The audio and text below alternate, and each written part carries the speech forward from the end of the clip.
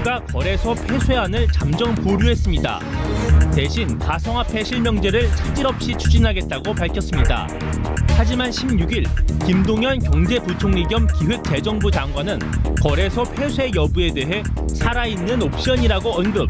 투기 상황이 더 심각해질 경우 최후의 억제책이 될 수 있음을 시사하기도 했습니다. 경제를 보는 바른 시선, 세상의 모든 경제에서 가상화폐 논란을 짚어봅니다.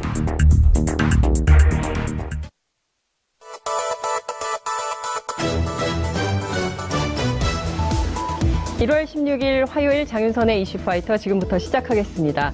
매주 화요일 이 시간에는요, 저희들이 경제 이야기를 좀 해보려고 합니다.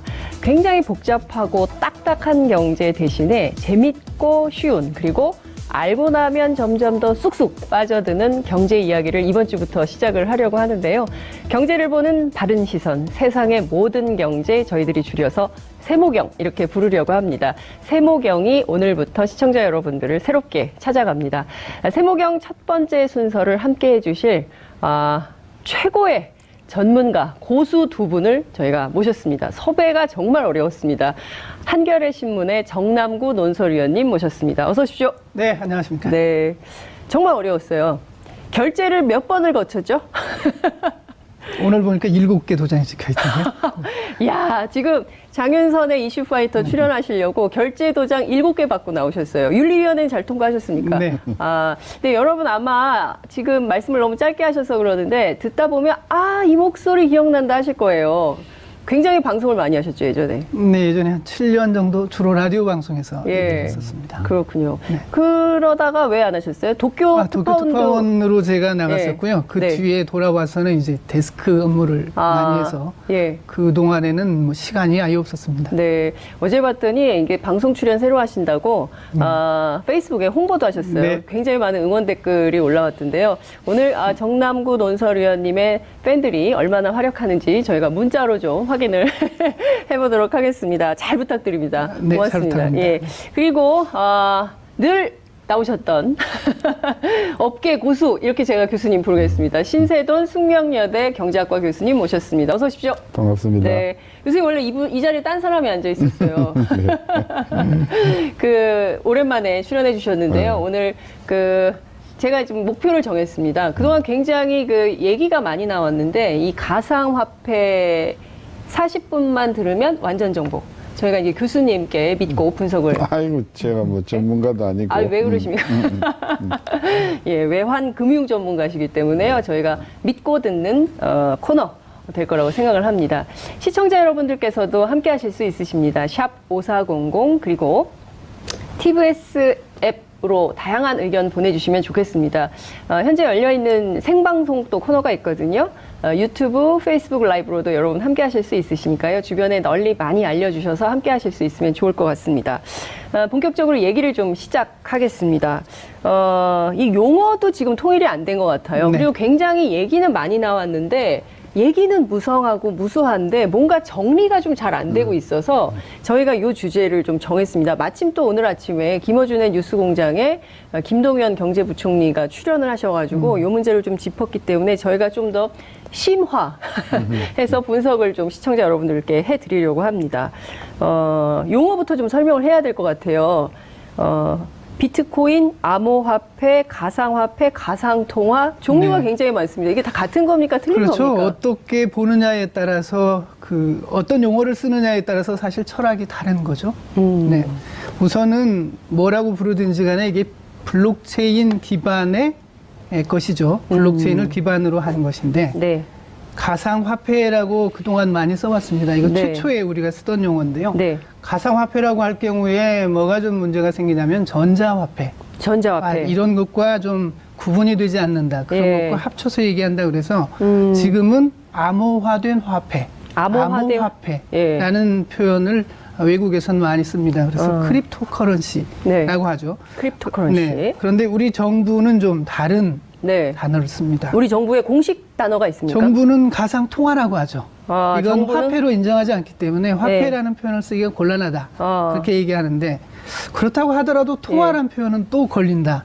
그래서 아니, 일부 통화나 정부 부처에서는 예. 이것을 가상증표? 가상 이렇게 증표. 표현해야 한다. 아. 이렇게 말하는 분들도 있습니다. 그러니까 굉장히 이게 지금 일단 혼란이 그 통화냐 화폐냐를 경제학으로 네. 우리가 해석을 하면 네. 화폐는 중앙은행이 찍어낸 네. 형체를 가지고 있는 지폐를 우리가 화폐라고 하고요. 네. 통화라고 하면 그 화폐에다가 네. 예금을 예금. 우리가 합해서 네. 통화라고 하죠. 네. 그러니까 화폐하고 통화는 얼핏 비슷한 것 같아도 경제학적으로 매우 다른 것이고 네. 그다음에 지금 이 가상화폐냐 가상통화냐 뭐 암호화폐냐 비트코인이냐 굉장히 용어가 혼란스러운데 네. 비트코인은 그 가상화폐든 가상통화든 그런 일종의 어떤 그런 새로운 형태의 네. 기술, 네. 기술의 특정 이름이에요. 고유 명사예요. 비트코인은 고유 명사. 이더리움이나 이더리움, 뭐 여러 종류가 수십 가지가 나왔지 않습니까? 네. 그래서 비트코인 이코르 가상통화다 이렇게 이야기하면 안 되고 네. 가상화폐가 됐든 가상통화가 됐든 가상증표가 됐든 네. 어떤 그런 일반 명사의 특별한 형태로서 네. 가장 지금 각광을 받고 있는 것이 비트코인이기 때문에 네. 이걸 혼동해버리면 네. 상당히 혼란이 온다. 그래서 아유. 일단은 가상화폐가 됐든 가상통화가 됐든 가상징표가 됐든 네. 하나로 통일할 필요가 있는데 네. 저는 화폐 아니라고 봐요. 화폐가 아니다. 이 통화도 아니에요. 통화도 아니다. 이것은 하나의 네. 기술이에요. 기술이다. 네. 가상 기술? 그러니까 조금 그래서 예. 조금 혼란스럽긴 한데 예. 우리가 오늘 이제 우리가 용어 통일을 좀 했으면 좋겠어요, 우선. 네. 논의를 해봐야 될 게 네. 진짜 통일이 안 된다고 봅니다. 안 왜냐면 될 쓰는 마다 겁니다. 쓰는 마다 다 달라버리기 때문에 네. 일단 뭐 우리가 그냥 가상화폐나 가상통화로 일단은 네. 쓰기로 하고 네. 이게 화폐냐 아니냐 예. 화폐냐 아니냐 예. 저는 많은 사람들이 이게 화폐라고 생각하는데 네. 저는 화폐가 아니라고 생각하는 거죠. 네, 알겠습니다. 저도 그러면 그래서 따옴표를 치는 경우가 그래서 예, 기사 쓰실 때 암호 화폐에다 따옴표를 치셔서 또 초기에 쓸 때는 이른바 네. 가상화폐 이렇게 이른바. 따옴표를 치기도 했고 예. 지금도 암호화폐 예. 이른바라고 쓰기를 저는 좋아하죠. 이른바 암호화폐, 네. 이른바 가상통화. 어찌됐든 이 정부가 공식적으로 정한 언어가 있기 때문에 그렇죠. 저희 방송에서는 가상통화로 일단 좋습니다. 통일을 할까요? 예, 예, 가상통화. 통일하죠. 가상통화로 하겠습니다. 자, 혼란을 최소화할 필요가 있기 때문에요. 정부가 공인한 용어 가상통화로 저희가 얘기를 하면서 정하면서 얘기를 시작을 할 텐데요. 어쨌든 이 가상통화의 규제를 반대하는 청원이 어제만 하더라도 한 17만이었는데 오늘 20만을 돌파했습니다. 그러니까 지금 용어조차도 통일이 안 됐는데 정부에서는 규제를 하겠다고 박상희 법무장관이 나섰고 그것에 대해서 반대하는 시민들의 청원이 청와대로 20만이나 몰린 이런 상황이에요. 그러니까 용어도 지금 통일이 안 됐는데 진도가 막 나가고 있는 이런 상황이거든요. 이걸 좀 정리해 줄 필요가 있을 것 같아요. 자, 정남구 의원님께서. 상황으로 네. 본다면은 너무도 뜨겁다고 하기는 좀 어렵지 않은가 싶습니다. 아. 아직 저는 이게 뜨겁긴 뜨거운데 네. 지금 이렇게 대중적인 관심 영역으로 들어온 게 그렇게 긴 건 아니거든요. 작년부터 지금 오르기 시작했죠. 네. 최근 여론조사 결과 보면 성인 가운데 한 7% 이상이 지금 투자 경험이 있다, 투자하고 있다. 그렇단 7%가 말이에요. 투자하고 있다. 그렇다면 우리 그 유권자가 2,400만 정도니까 300만 명 정도 된다. 이렇게 추정을 할 수가 있습니다. 네. 그러면 상당히 많은 숫자인데 이 네. 중에 상당수는 최근에 시장에 들어왔을 것 같습니다. 네. 그리고 최근 가격 움직임을 보면 대표적인 비트코인 같은 경우에는 오르내림이 크긴 합니다만 네. 일부 가상통화의 경우에는 상당히 가격이 오르거든요. 오르는 것들이 있거든요. 네. 그러면 그만큼 관심도 지금 뜨거워지고 그런 국면이 아닐까 네. 생각합니다. 갑자기 이렇게 그러니까 불붙는 이유는 어디에 있다고 보십니까?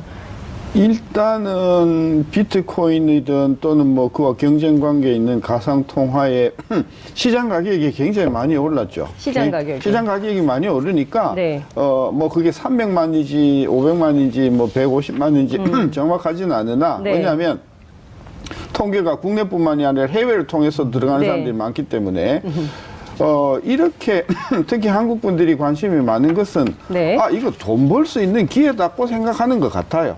돈 벌 기회다. 네. 예. 그리고 돈 벌 기회라고 생각을 하게 되는 가장 근본적인 원인이 크게 세 가지 정도 있어요. 네. 첫째, 비트코인의 경우에는 뭐 다른 것도 거의 성격이 비슷하지만 총량 자체가 2,500만 단위로 딱 한정이 돼 있다고 생각하는 거예요.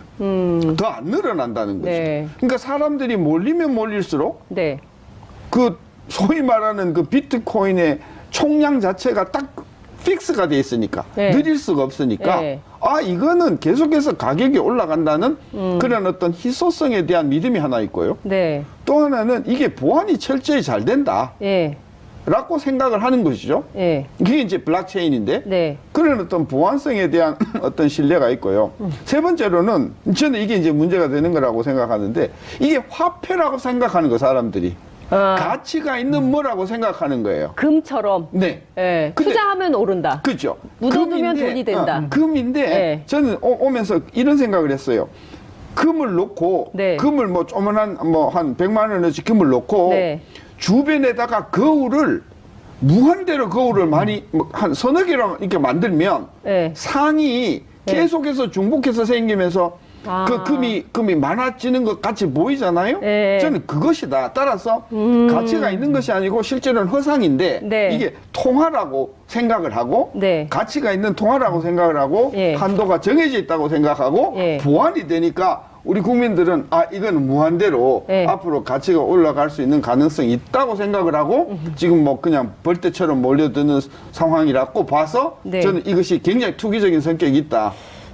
그렇게 보는 거죠. 그렇군요. 그러니까 지금 저희들이 이렇게 취재를 해봐도 지금 나오는 얘기를 좀 종합을 해보면 그 빗썸이 이제 일종의 거래소로 알려져 있는데 여기 전체 거래자의 60%가 2030, 20, 30대 세대고 뭐 흑수저의 탈출구 뭐 이제 이런 얘기들이 네. 나오는데 이제 저희가 뒤에 가서 이제 그 얘기를 좀 하긴 해야 되겠지만 어찌됐든 지금 얘기를 종합해 보면 금덩어리 100만 원짜리 같은 거 하나 놓고 이게 주변에 막 거울을 설치해서 이 금이 더 커 보이게 뭔가 더 있는 것처럼 허상이 생긴 상황에서 사람들이 너도 나도 투자를 하면서 이 투기 광풍이 불었던 거고 이것을 갑자기 이렇게 막 이제 일종의 투기 열풍이 여니까 법무부는 이게 규제나 단속이 좀 필요하다고 판단해서 급하게 들어갔다가 이미 투자한 사람들이 막 이건 아니다라고 반발을 하고 나서니 정부가 지금 어떻게 할 수 없는 이런 상황인 겁니까? 정남구 의원님은 어떻게 보세요? 규제는 조금씩 확대되어 왔죠. 네.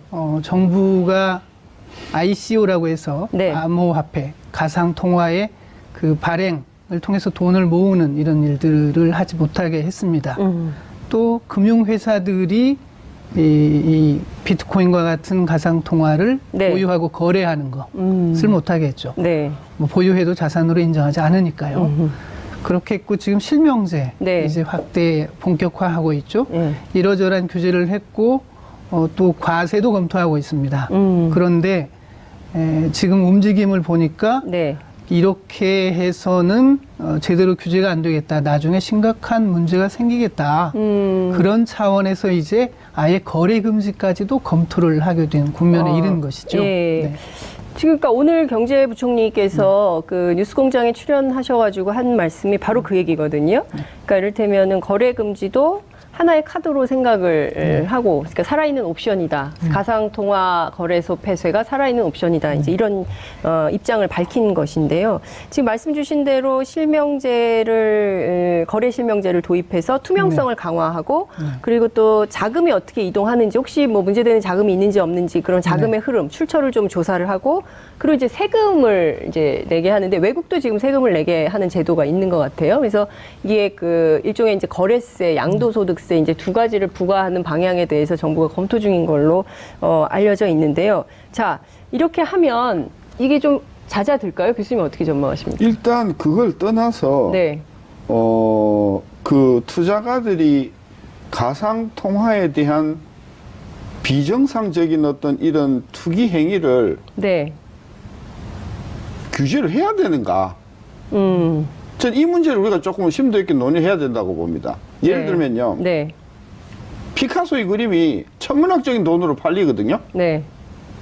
그리고 그런 경우에 굉장히 막대한 이익을 보는 사람이 있거든요.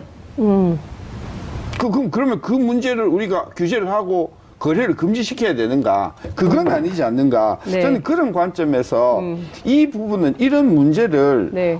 규제로 접근하는 것 자체가 조금 조금 섣불렀다고 봐요. 아까 정부가 이거를 규제를 먼저 발표한 게 잘못됐다고 보시는 건가요? 그러니까 그렇죠. 그러니까 처음서부터 네. 실명제하고 네. 그다음에 실명제하고 그다음에 거래세 물리고 네. 그다음에 양도소득이 발생하는 경우에는 양도소득세를 물리면 될 것을 네. 이거 자체를 저는 죄악시하고 보고 들어갔다는 것 자체가 법무부가. 조금, 네, 예. 법무부든 뭐 예. 기재부든 아니면 예, 예. 금융위원회든 예, 예. 이 부분이 과연 규제를 그렇게 정부가 해야 하는 문제인가라는 부분에 대한 공론화가 조금 필요하고요. 네. 두 번째는요, 규제가 되는가?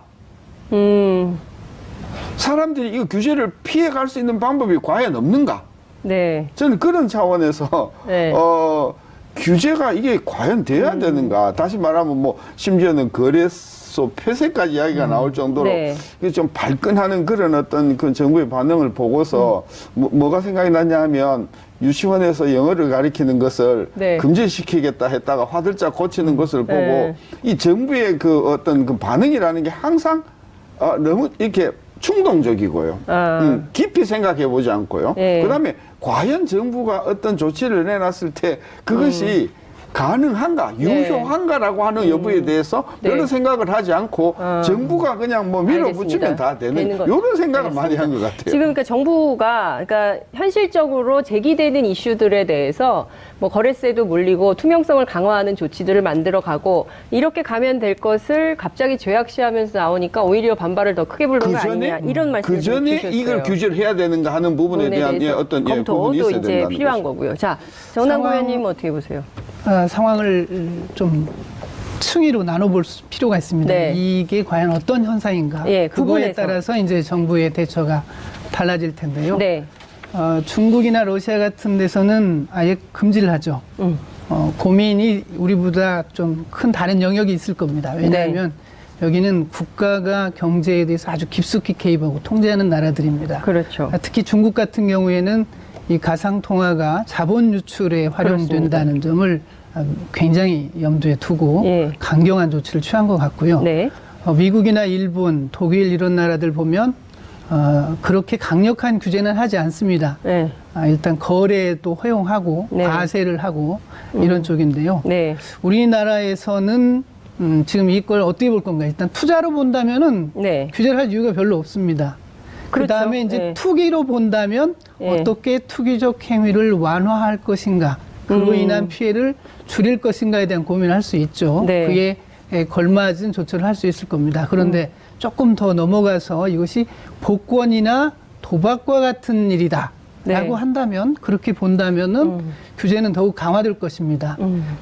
그보다 더 나아가서 이것이 사기나 시세 조종 행위라고 한다면 더 강력한 조처를 취할 것입니다. 정부는 지금 투기와 투기 이상의 것 사이에서 네. 고민을 많이 하고 있는 것 같습니다. 이 비트코인을 비롯한 가상통화가 일단은 지금 거래되는 행태를 보면 주식과 비슷합니다. 네. 지분증권과 매우 비슷합니다. 네. 그 하나의 그 분산 원장의 네. 지분이죠. 1비트코인 같은 것이. 근데 그것이 직접 거래되고 있거든요. 이렇게 본다면 이게 적어도 주식 같으면은 상장 요건이라는 게 있습니다. 그렇죠. 지분이 분산되어 예. 있어야 하고 거래 내용들이 좀 공개되고 예. 많이 지분을 가진 사람들이 누구인지도 알려지고 이렇게 해서 좀 안정된 시장에서 상장 거래되도록 하고 있죠. 네. 그리고 이게 수익을 얼마 내는지도 네. 회사는 공개하거든요. 맞습니다. 그런데 지금 보면 가상통화는 소수에게 집중돼 있습니다. 그리고 이게 어떤 사람들이 어떻게 거래하는지가 좀 알려져 있지 않기 때문에 네. 시세 조정 위험도 매우 높다 이렇게 보는 거고요. 다른 하나는 이것이 범죄, 네. 자본 불법 송금이나 또 예. 범죄와도 연결돼서 활용될 수 있다. 이런 점을 정부는 많이 걱정하는 것 같습니다. 네, 그렇군요. 정리가 명쾌하게 되고 있어요. 그러니까 이를테면 지금 막 뭔가 이제 언론에서는 젊은 층들이 어쨌든 간에 이제 소액으로 투자를 해서 대박의 꿈을 가지고 뭔가 지금 뭐 그러니까 노동에 대한 회의 뭐 이런 얘기도 막 쓰지 않습니까? 오늘 뭐 언론들이 굉장히 많이 그 보도를 했던데 실제로 정부가 보는 것은 이게 단순한 투자가 아니기 때문에 투자 이상의 상황을 보고 있기 때문에 일종의 이제 복권, 도박, 그리고 경우에 따라서는 사기나 시세 조정 행위까지도 볼 수 있는 수준. 그리고 실제로는 이제 불법 자금이 뭐 돌아다니고 있는 거라면 정부 입장에서는, 특히 법무부 입장에서는 이거 규제하지 않으면 오히려 직무유기에 해당하는 게 되는 거죠. 그러니까 이제 법무부는 이렇게 나선 건데 의외로 이제 소액 투자자라고 해야 됩니까? 이제 이런 분들이 반발을 하니까 정부 입장에서는 이게 좀 속도 조절이 필요하다, 이런 판단을 하는 걸로 좀 보이는데, 일각에서는 좀 그랬어요. 이 일종의 이제 처음에는 비트코인 광풍 막 이래가지고 뭐 투자를 해라 막 이제 이런 얘기들도 막 나오면서 일종의 주식의 비유를 막 했었거든요. 이제 그러다가 지금 이제 저희가 2단계까지 지금 와 있는 이런 상황인 건데, 자, 정부가 거래가 그 가상통화 거래소 폐쇄도 살아있는 옵션이라고 했습니다. 그렇다면 이 가능성을 여전히 염두에 두고 봐야 될 것 같은데, 교수님께서 앞서 규제가 되겠냐 이런 말씀을 좀 주셨어요. 그리고 규제하는 게 맞냐 이런 말씀을 좀 주셨는데, 그렇다면 정남구 위원님께서는 정부가 규제하는 게 맞다, 규제를 해야 된다, 그리고 규제하면 이게 통한다, 이렇게 보시는 겁니까? 사실 철학적으로는 이것을 온정적 간섭이라고 합니다. 온정적 간섭. 네. 투기와 사기 도박 가운데 있는 것에서 고민스러운 게 그런 거거든요. 어떤 사람이 자기 몸을 해칠 수 있는 일에 스스로 뛰어들 때 네. 국가가 그 사람을 보호하기 위해서 좀 더 강압적으로라도 그 사람이 그런 행위를 못하게 네. 예방하고 막아야 할 것인가. 이게 이제 철학적 고민인데요. 네. 청와대 청원 내용을 한번 살펴보면 네. 우리 국민들에게 행복한 꿈을 꾸게 해본 적 있습니까? 이렇게 묻고 있거든요. 맞습니다. 이분들은 투자라고 생각하는 겁니다. 그리고 시대 흐름상 가상화폐는 4차 혁명이 맞다고 판단된다, 이렇게 하고 있거든요. 이런 부분 거론하면서 기본적인 규제에 대해서도 그렇게 반대하지는 않습니다. 네. 거래 실명제도 세금 부과 당연히 이루어져야 하는 제도입니다. 네. 이렇게 얘기하고 있거든요. 예. 그런데 거래소 폐쇄는 지나치다, 과한 것이다. 아예 투자 자체를 막기 때문에 그렇다. 이렇게 논리가 전개되고 있습니다. 정부가 고민을 했는데 거래소 폐쇄, 거래 금지는 일단 보류를 했습니다. 네, 요구를 한 보류했죠. 것인데 제가 보기에는 하기가 매우 어려웠다고 봅니다. 이게 지금 투자자가 300만 명가량으로 추정된다고 했고요. 특히 젊은 층이 300만 명. 절반이 넘는 걸로 지금 예. 보거든요. 예. 이분들은 어쨌든 여기에서 희망, 기대를 걸고 있단 말이에요. 네. 기대를 걸고 있는 분이 많아요. 예. 그런데 여기서 갑자기 거래를 금지하게 되면 골치 아픈 문제가 하나 생깁니다. 저항이 클 수밖에 없는 이유가 바로 한국 프리미엄 때문입니다. 한국 이른바 프리미엄. 김치 프리미엄이라고 프리미엄. 부르는 거예요. 저는 좀 어떤 그 면에서 단어가 보면은 기분이 나쁘더라고요. 그렇죠. 김치 프리미엄 불편하죠. 좀 기분이 저는 그냥 한국 어떠셨는지. 프리미엄이 더 예. 낫던데요. 한국 프리미엄이 네. 훨씬 나은 것 이제 같은데. 약간 좀 비하는 느낌이 있어서 국제금융이 김치 본도도 있으니까 너무 어색하게 생각할 것 없죠.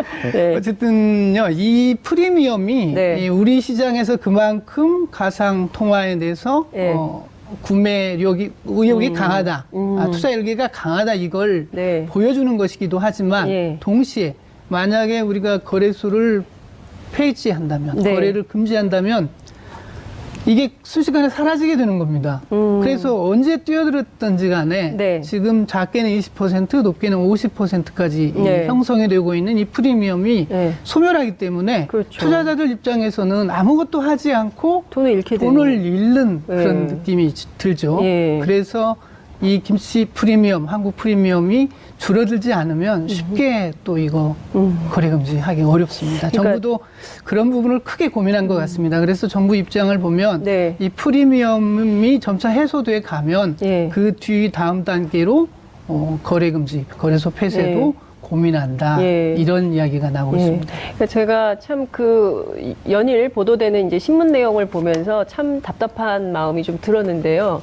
그러니까 어떤 분이 5천만 원 갖고 있었는데 5천만 원 있어도 흑수저. 그리고 5천만 원 투자해서 잃더라도 어차피 흑수저. 근데 이제 투자해서 뭐 100억을 벌었다 뭐 이제 이런 얘기가 나오고 있고, 그리고 비트코인이야말로 내 인생을 바꿀 동아줄이다. 내 인생의 동아줄. 뭐 이제 이런 얘기가 나오고 있고, 비트코인이 뭐 꿈의 사다리 뭐 이러면서 뭔가 이게 노동이 아무리 일을 해도 내가 흑수저를 탈출할 수 없는데 이거 한 방 터지면 내가 인생 역전이다. 그러니까 그 얘기도 나오더라고요. 비트코인 한 방 터지면 사표 쓸 용기가 생긴다. 뭐 이런 얘기까지 나오는 거거든요. 그러니까 일종의 네. 지금 아무리 노력을 해도 뭔가 새로운 삶을 꿈꾸기 어려운 특히 이제 젊은 세대들이 새로운 탈출구로 이걸 보고 있는 거 아닌가? 이거는 교수님 어떻게 보십니까? 학교에서 학생들 많이 보시는.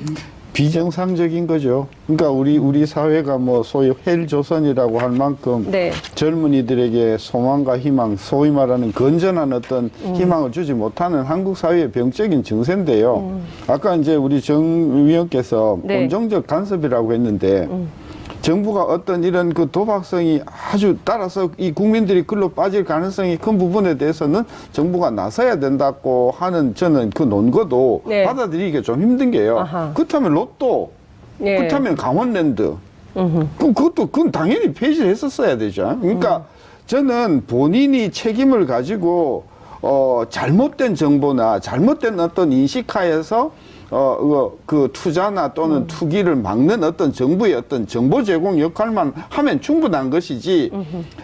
이거요, 이게 투자냐 투기냐를 가지고 싸우면요, 네. 100년 싸워도 이거 해결이 안 나는 문제입니다. 따라서 이 네. 가상통화에 대한 관심을 투기라고 몰아세우는 것도 무리가 있고요. 저는 그래서 이 부분은 원칙적으로 국민들이 뭐 그게 골동품이 됐던 그게 무슨 그 피카소의 그림이 됐던 어떤 예. 과도한 어떤 그런 관심은 시간이 지나면 당연히 소멸되게 돼 있기 때문에 네. 저는 그 부분을 대해서 뭐 그냥 도끼를 들고 뭐 어쩐다는 것은 저는 진짜 닭 잡는 칼로 소 잡는 칼로 닭을 잡으려고 하는 행태와 매우 비슷하다. 저는 그래서 일단은 그 거래소 폐쇄라든지 금지와 같은 그런 극단적인 조치는 네. 그 공산당 국가에서나 가능한 이야기고요. 공산당 나왔습니다. 네, 공산당 국가. 네, 예. 실제로도 그러지 않습니까? 중국, 뭐 러시아 북한도 이거 말씀- 분명히 이거 금지할 걸요 아마. 그러니까 북한에도 비트코인 있습니까? 있을 수 인터넷이 있겠죠. 있으면 네, 있죠. 있을 수 있나요? 네. 그래서 우리 정부가 너무 네. 첫째 너무 간섭을 많이 하려고 하는 것 같고요. 둘째 정부가 너무 많은 것을 할 수 있다고 착각하고 계신 것 같아요. 그래서 저는 오케이 실명화한다. 네. 그리고 거래세와 동시에 사기 전에 전거래와 팔고 나서의 거래 사이에 이익이 생기면 네. 그 이익에 대해서 그 순간 거래세와 함께 양도소액을 순간적으로 매기는 방법으로 해서 저는 이 문제를 접근해야지. 네. 저는 너무 그 폐쇄라든지 금지 이런 것들은 저는 너무 과한 조치라고 봅니다. 네. 동의하십니까? 고개를 막 끄덕끄덕 아니요. 하시면. 저도 네. 여러 가지로 생각해 봤는데 이거 네. 참 간단치 않아요. 예를 들면 도박, 네. 복권 같은 경우. 예. 복권은 예전에는 복권이면 사적으로 복권 발행이 허용된 적도 있습니다. 외국에서. 예. 그런데 뻔하죠. 복권 발행자가 수입을 얻고 나머지는 소액을 잃는 거. 네. 그렇다고 하더라도 이거 허용할 수 없으니까 공공 부문에서만 제한적으로 복권을 네. 발행해서 네. 그 수입을 공적 사업에 쓰도록 제약합니다. 그렇죠. 사행산업도 마찬가지죠. 그대로 방치해두면 그 도박장을 연 사람만 돈을 벌고 나머지는 돈을 결국은 잃게 되기 때문에 강원랜드 같은 경우에 특정한 공간에서만 제한적으로 인간이 가지고 있는 그 사행심리를 풀도록 제약을 합니다. 제일 문제는 투기입니다. 투기는 정부가 어떻게 규제하기 매우 어렵습니다. 네.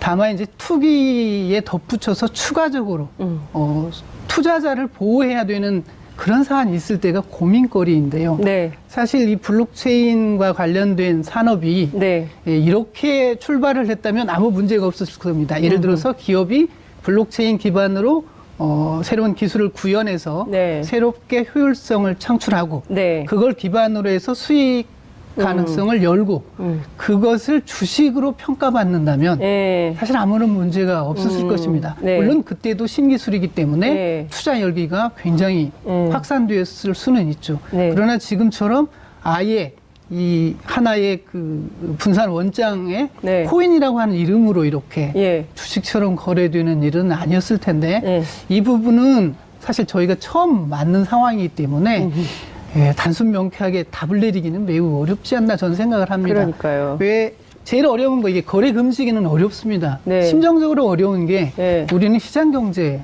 네. 그렇죠. 추구하는 나라이기 때문에 처음부터 무언가는 금지한다 이런 식으로 네. 하기보다는 예. 자유로운 거래를 허용하되 네. 거기로부터 나타나는 문제를 줄이는 방식으로 접근을 하는 나라죠. 네. 또 외국 경우에 보면 미국, 일본, 독일 이런 나라들요. 거래 금지 안 하고 있거든요. 네. 우리가 한다고 해서 이게 깨지지는 않습니다. 알겠습니다. 이 논리적으로 우리만 이걸 거래 금지한다. 이 명분이 약해요. 그게 그러니까 걱정이죠. 사실 김동연 경제부총리가 오늘 인터뷰를 통해서 가상통화 거래소 폐쇄가 살아있는 옵션이고 검토할 것처럼 하지만 실제로 그렇게 못할 거다. 그러니까 투기를 억제하기 위한 네. 하나의 소콜드 방편이다. 립 서비스에 저는 불과하다고 립 보고요. 서비스에 불과하다. 폐쇄는 실질적으로 저는 가능하지 않다고 봅니다.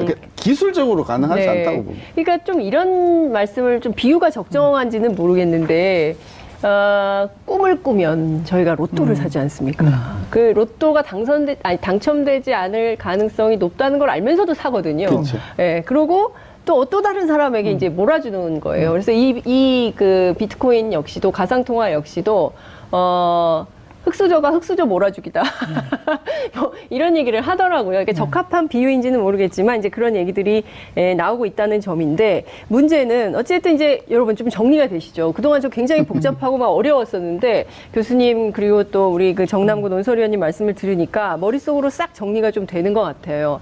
근데 이제 그 앞으로 4차 산업혁명 시대에 우리가 어떤 거래 수단으로 통화를 이용할 것인가에 대해서는 굉장히 관심들이 많고, 그리고 이제 거기 핵심이 이제 블록체인이라는 기술이고, 이미 한국 사회에서도 서울시에서도 행정 업무에 이 블록체인을 쓰고 있고요. 여러 기업들이 이것을 활용해서 쓰고 있다. 그러니까 이걸 좀 구분해서 봐야 되는 거 아니야. 그리고 연구 투자 이런 것은 필요하다. 근데 일각에서는 블록체인하고 이 가상통화는 같은 개념이다. 이렇게 또 주장을 하거든요. 이걸 구분하면 안 된다. 이런 또 전문가가 몇 주 전에 나와서 주장을 하셨는데 아니에요? 블록체인은 뭐 네. 저도 제가 뭐 그 블록체인의 기술적인 어떤 예. 전문가가 아니지만 네. 그동안 문헌을 통해서 나온 것을 보면은 네. 이런 거죠. 예를 들어서 인터넷에 제가 들어가서 뭐 물건을 사잖아요. 네, 그럼 네. 이름 넣고 뭐 그다음에 은행 구자 넣고 네. 그러면 내가 집어넣는 정보가 하나가 이렇게 덩어리가 생기잖아요. 그렇죠. 그거 자체가 하나가 블록이 되는 거예요. 그래서 그걸 통해 가지고 제가 어떤 비트코인을 사면 그 산 기록 자체가 그대로 하나의 암호가 되는 거예요. 네. 그래서 그 다음 거래가 일어날 때는 그때의 정보가 없으면은 거래가 형성되지. 그러니까 거래가 계속 진행되어 가면서 네. 암호 집단들이 계속해서 네. 형성이 되는 것이죠. 그래서 그것을 처음에 사토시라는 사람이 네. 블록체인 네. 이걸 붙여서 지금 블록체인이라고 블록체인. 하는데 네. 일종의 말하자면 블록의 체인이다. 네, 굉장히 복잡한 암호다. 네. 라고 보면 되는 것이죠. 네. 그러니까 그런 블록체인을 통해서 예. 거래의 어떤 익명성과 거래의 어떤 안전성이 확보가 된다. 그러니까 네. 굉장히 긴 형태의 암호가 계속해서 누적이 되면서 네. 그것을 침범하기 힘들어지는 어떤 안전성이 있다. 그런 정보를 네. 당연히 금융거래뿐만이 아니라 일반 물건 거래 또는 네. 뭐 온라인 쇼핑에서의 거래 네. 다양한 형태로 그 블록체인 기술을 활용할 수 있는 것이기 때문에 출발할 때 비트코인에서 이 블록체인의 기술이 네. 출발이 되었지만 네. 따라서 블록체인 기술은 비트코인의 고유의 어떤 그런 것은 아니고 충분히 다른 쪽으로 응용을 많이 할 수 있고 지금 실질적으로 많이 하고 그러니까 있습니다. 실제로 보면 그 온라인 상에서 거래가 최근에 굉장히 단순화 되는 것도 전 느끼거든요. 그러니까 일종의 아마 그 카카오은행을 통해서 거래하는 분들도 그런 걸 느끼실 것 같고 일부 신용카드들도 그거와는 좀 옛날에 다르죠. 좀 네, 다른 블록체인. 건가요? 아, 네, 죄송합니다. 너무 쉽게 해가지고. 예. 복잡하게 설명을 드리지는 않겠습니다만 네. 블록체인은 이런 기술이죠. 누가 이것을 소유했고 네. 누구에게 소유권이 넘어갔는지를 조작할 수가 없고 그 안에 있는 사람 누구나 확인할 수 있다. 그렇기 때문에 네. 굉장히 그 거래 편의를 가져다 주고 예. 제3자의 인증이 필요 없는 그런 시스템이라고 할 수 있는데요. 네. 제일 먼저 이게 활용될 수 있다고 생각했던 것은 사실 네. 송금, 환전을 편안하게 하는 거였습니다. 송금, 근데 환전. 비트코인으로는 잘 안 됐죠. 왜냐하면 네. 비트코인 가격 자체가 워낙 변동이 크기 때문에 네. 환전, 송금할 때 이득보다도 이 가격 변동이 커서 실제 좀 불편하고 잘 안 쓰죠. 그렇다고는 하더라도 실제 국제 송금에 블록체인 기술이 활용되고 있고요. 네. 또 저작권 관리라든지 또는 유통 관리, 네. 미디어 이런 쪽에도 폭넓게 사용될 것으로 현재 기대가 되고 있습니다. 예. 그래서 굉장히 많은 그 기술 개발이 이루어지고 있습니다. 가상통화는 그 중에 일부이고요. 네. 그런데 이걸 그러면 어떻게 이쪽에 자금이 안정적으로 들어가게 할 것인가, 이게 이제 큰 고민입니다. 네. 이 가상통화 규제와 별개로. 그 예전에 우리 코스닥 시장 거대한 버블이 한번 일어난 적이 있습니다. IT 버블. 오늘 보면 이제 900을 돌파할 수도 있다. 네. 그런 날인데요. 네. 이 900이 굉장히 높은 것 같죠? 100에서 900 오른 것 같지만 실은 그렇지 않죠. 1000에서 900이기 때문에 네. 아직도 기준 시점에 네. 주가를 회복하지 못한 거예요. 코스닥은. 코스닥은 한때 2,800까지 올랐고 장중에는 2,900까지도 올랐는데 네. 떨어질 때 400대로 떨어진 적이 있습니다. 이게 얼마나 큰 후유증을 남겼는가, 네. IT 버블이 네. 그걸 볼 수 있는데 네. 대표적으로 우리가 예로 드는 게 새롬 기술이라는 회사였죠. 새로운 기술. 네, 진짜 VoIP 오랜만에 기술이라고 해서 그 예. 인터넷을 통해서 전화를 예. 공짜로 쓸 수 있다. 예, 그 기술이었고 맞아요, 맞아요. 예. 지금 다 일반화되었죠. 예. 그때 그 회사가 예. 이 기술을 구현해서 큰 돈을 벌 것이다. 그때 시가총액이 5조 원 같습니다. 야. 우리나라 굴지의 회사들도 거기에 투자했었는데 예. 지금 없어졌죠. 그러니까 정말 오랜만에 들은 새로운 기술. 어마어마하게 그 버블이 커졌다가 꺼진 야. 케이스인데요. 예. 그렇다고 하더라도 네. 이 코스닥 시장과 같은 주식 시장을 통해서 자본이 들어가면 회사에 돈이 남습니다. 증자를 내서. 네. 그게 투자에 쓰이거든요. 네. 그런데 지금의 가상통화는 그렇지 않습니다. 여기서 왔다 갔다 하는 돈이 어떤 분은 흑수저에게 흑수저라고 하는데 저는 네. 그렇게 보지 않습니다. 이건 많이 가진 사람들의 시세에 미친 영향력이 매우 크기 때문에 네. 흑수저의 돈이 그 사람들에게 옮겨갈 가능성이 저는 더 높다고 봅니다. 그리고 또 하나는 거래소로 가죠. 네. 우리나라의 큰 거래소 연간 수수료가 1조 원에 이른다고 하거든요. 거래소로 와. 돈이 다 쏠립니다. 네. 이게 블록체인 기술 발전시키는 대로 돈이 네. 별로 안 가요. 저는 그것도 그래서 앞으로 이 부분에 돈이 들어가려면 네. 정말로 블록체인 기술 기반을 네. 기업들이 예. 이 블록체인 기술 기반으로 뭔가를 해서 예. 그걸 가지고 시장에서 자본을 조달하는 아하. 게 훨씬 더 기술 발전에도 도움이 되지 않을까 생각합니다. 네. 그러니까 봤더니 세계 블록체인 기술 시장이 2015년 기준으로 1억 3천만 달러라고 하고요. 올해가 5억 5천만 달러, 2020년이 되면은 37억 4천만 달러가 되고, 우리도 매년 성장세더라고요, 이 블록체인 기술이.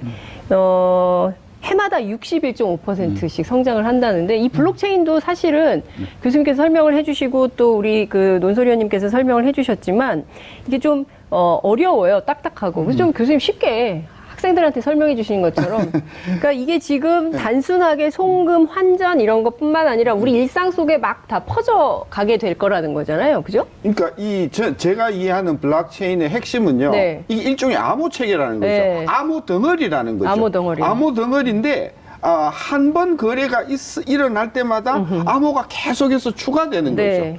거죠. 블록에 들어가는 정보가요. 네. 전에 있었던 블록하고 연결되는 암호 예. 하나 들어가고요. 예. 그다음에 현재의 타임 예. 인포메이션이 들어가고요. 예, 예. 지금 이 순간의 이 지금 정보가. 하고 지금 일어나는 거래의 내용들이 들어가는 겁니다. 예. 그러니까 전 블록하고의 연결고리, 네. 그다음에 현재 시점, 그리고 내용 네. 이런 것들이 계속해서 쌓이면서 굉장히 복잡한 어떤 그런 암호 체계가 되기 때문에 네. 이걸 뚫고 누군가가 뭐 부정을 처지하거나 남의 것을 뺏어가기는 하기 어려운 보안 체계가 날로 가면 갈수록 이게 더 세지는 그런 장점을 알겠습니다. 가지고 있거든요. 그러니까 그런 기술을 어떻게 네. 일반 거래나 또는 금융 거래에 활용하느냐 네. 하고 하는 것이 이제 블록체인의 알겠습니다. 기술이기 때문에 저는 이 부분은 뭐 꼭 우리가 비트코인이 아니라도 얼마든지 네. 활용 많이 할 수 있다고 봐요. 알겠습니다. 굉장히 그 의미 있는 40분이었던 것 같아요. 특히 이제 앞서 이제 새로운 기술 말씀해 주시면서 이 IT 버블이 꺼졌던 것을 좀 다시 상기하면서 지금 이렇게 엄청나게 이른바 크게 바람이 불고 있지만 좀 차분하게 하나하나 짚어보고 어떤 게 필요한지 또 제도적으로 보완해야 될 것은 어떤 건지 살펴보면서 판단해서 결정을 해야 될 것 같다라는 생각이 좀 듭니다. 오늘 첫 시간 어떻게 보셨습니까? 재밌으셨습니까? 다음 주엔 또 어떤 내용이 될지 좀 궁금합니다. 오늘 두 분 말씀 정말 잘 들었습니다. 고맙습니다. 네, 즐거웠습니다.